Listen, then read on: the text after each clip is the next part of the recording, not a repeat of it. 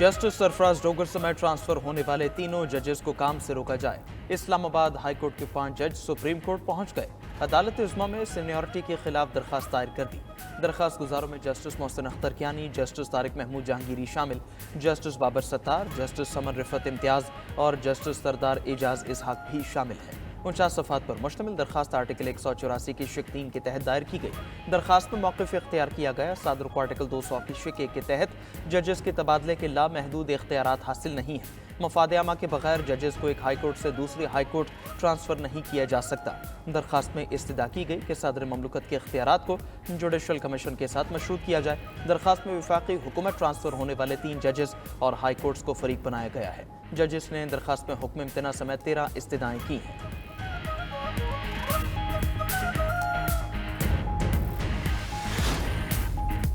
5 साल में मुल्की बरामदात को 60 अरब डॉलर तक ले जाने का हदफ। वज़ीर आज़म शहबाज शरीफ ने जामे और मौसर हिकमत अमली बनाने की हिदायत कर दी।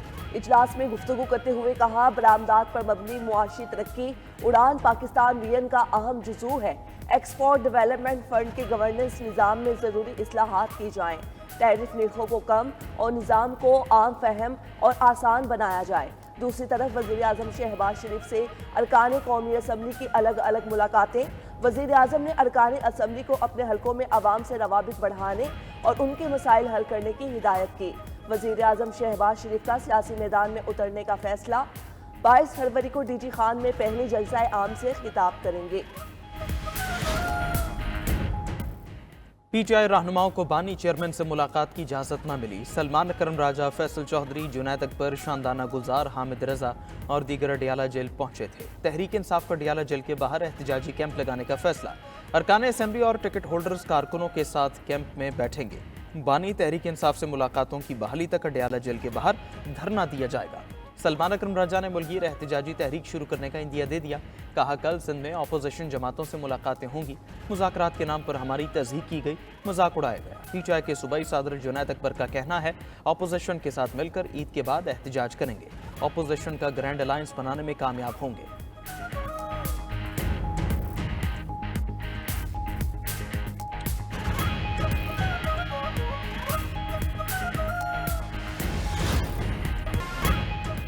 रिवायती हरीफ पुराना मैदान, आमने सामने इंडिया और पाकिस्तान। कौमी स्क्वाड अपने अगले चैलेंज का सामना करने के लिए दुबई पहुंच गया। पाकिस्तान और भारत का हाई वोल्टेज टाकरा 23 फरवरी को होगा। Pakistani cricket team Dubai stadium में कल प्रैक्टिस करेगी। पाकिस्तानी टीम 27 फरवरी को अपना आखिरी ग्रुप मैच बांग्लादेश से खेलेगी। हर ग्रुप से 2 टीमों ने सेमीफाइनल के लिए क्वालिफाई करना है। सेमीफाइनल तक रिसाई के लिए पाकिस्तान का भारत और बांग्लादेश को हराना जरूरी। न्यूजीलैंड क्रिकेट टीम कराची से इस्लामाबाद पहुंच गई। न्यूजीलैंड की टीम 24 फरवरी को बांग्लादेश के खिलाफ पिंडी स्टेडियम में मैच खेलेगी। बॉलर्स के छक्के छुड़ाने वाले फखर जमान चैंपियंस ट्रॉफी से आउट। न्यूजीलैंड के खिलाफ मैच के दौरान जख्मी होने वाले पाकिस्तानी ओपनर मेगा इवेंट से बाहर हो गए। पाकिस्तान क्रिकेट बोर्ड के मुताबिक फखर जमान की इंजरी संजीदा नौयत की है। डॉक्टर्स ने फखर जमान को मुकम्मल आराम का मशवरा दिया है। आईसीसी ने फखर जमान की जगह इमामुल हक को टीम में शामिल करने की इजाज़त दे दी। इमामुल हक ने जनूबी अफ्रीका के खिलाफ वार्म अप मैच में 98 रन की शानदार इनिंग्स खेली थी। मेगा इवेंट से बाहर होने पर फखर जमान ने सोशल मीडिया पर पैगाम में लिखा, पाकिस्तान की नुमाइंदगी करना हर क्रिकेटर के लिए एजाज़ की बात है। चैंपियंस ट्रॉफी से बाहर होना बदकिस्मती है। क्रिकेट में वापसी पहले से ज्यादा मजबूत होगी।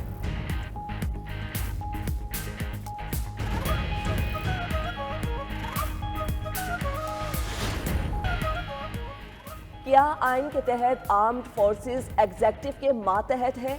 क्या एग्जेक्टिव के मातहत फोर्सेस अदालती इख्तियार इस्तेमाल कर सकती हैं? सिविलियंस के ट्रायल से मुतल्लिक केस में जस्टिस जमाल मंदोखेल का सवाल। बानी पीटीआई के वकील अजीज भंडारी ने कहा, फौजी अदालतें आइन के आर्टिकल 175 से बाहर हैं। सिविलियंस के ट्रायल सिर्फ आर्टिकल 175 के तहत ही हो सकते हैं।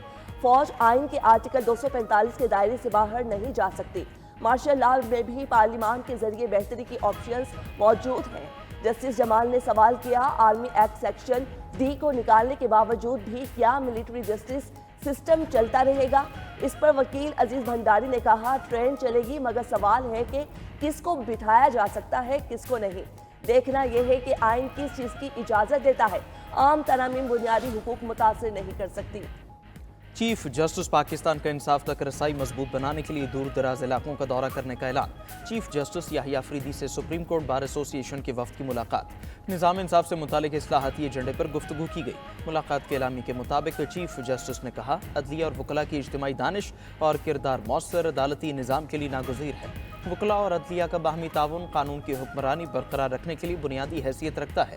وکلاء کے تعاون کے بغیر منصفانہ اور مؤثر عدالتی نظام کے مقصد کو حاصل نہیں کیا جا سکتا۔ چیف جسٹس نے وفد کو یقین دلایا کہ وہ ان کے مسائل کے حل کے لیے پرعزم ہے۔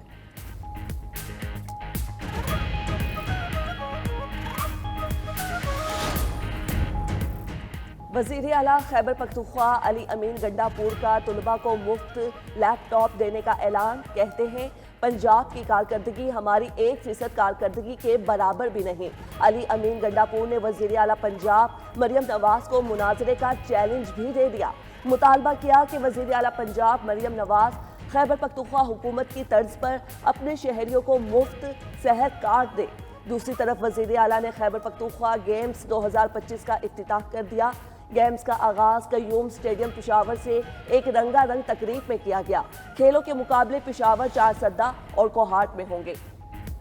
بلوچستان کابینہ کے اجلاس میں ڈیجیٹل لینڈ سیٹلمنٹ کی منظوری۔ بلوچستان واٹر ریسورسز مینجمنٹ بل بھی منظور کر لیا گیا۔ وزیر اعلیٰ سرفراز بگٹی کی زیر صدارت صوبائی کابینہ کے اجلاس میں اہم فیصلے۔ کابینہ نے زرعی ٹیوب ویلز کی شمسی توانائی پر منتقلی کے لیے مؤثر قانون نافذ کرنے کا فیصلہ کیا۔ بلوچستان کابینہ نے ماہی گیری اور آبی زراعت کی نئی پالیسی کی منظوری دے دی۔ اجلاس میں Balochistan disposal of motor vehicles rules 2025 کی بھی منظوری۔ سیلاب متاثرہ کیڈٹ کالج جعفر آباد کی بحالی کے لیے اضافی گرانٹ جاری۔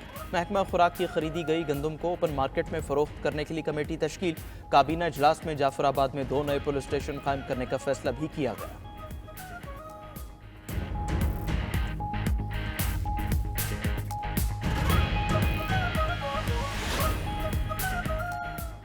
ہو سکتا ہے پی ٹی آئی کے کچھ لوگ چاہتے ہوں بانی باہر نہ آئیں۔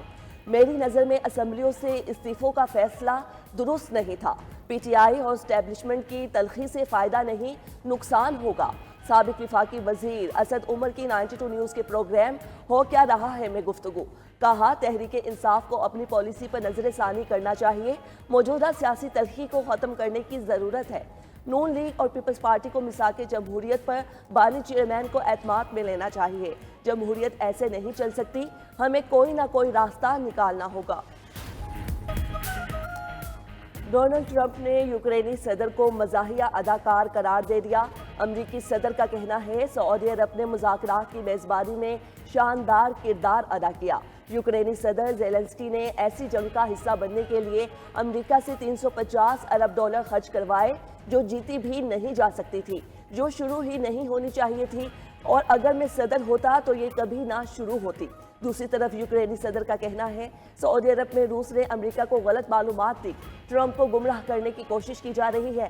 حملہ روس نے کیا، ہم کیسے ذمہ دار ہو سکتے ہیں؟ یونانی وزیر اعظم کہتے ہیں، ٹرمپ کی پالیسی شفٹ پر یورپ جاگ جائے اور اپنی دفاعی پالیسی بنائے۔ سعودی عرب نے ریال کے سرکاری لوگوں کی منظوری دے دی۔ منظوری خادم حرمین شریفین شاہ سلمان بن عبدالعزیز نے دی۔ سعودی ریال کی اس علامت کو خاص انداز سے لکھا گیا ہے۔ مملکت کے اندر اور بین الاقوامی مالی اور تجارتی لین دین میں اس علامت کو استعمال کیا جائے گا۔ مچھر مارو انعام پاؤ۔ فلپائن کے دارالحکومت منیلا میں حکام نے ڈینگی کا پھیلاؤ روکنے کے لیے مچھر مارنے پر نقد انعام دینے کا اعلان کر دیا۔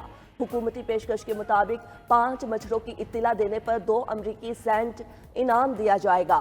زندہ یا مردہ مچھروں اور ان کے لاروا ملنے پر انعام دیا جائے گا۔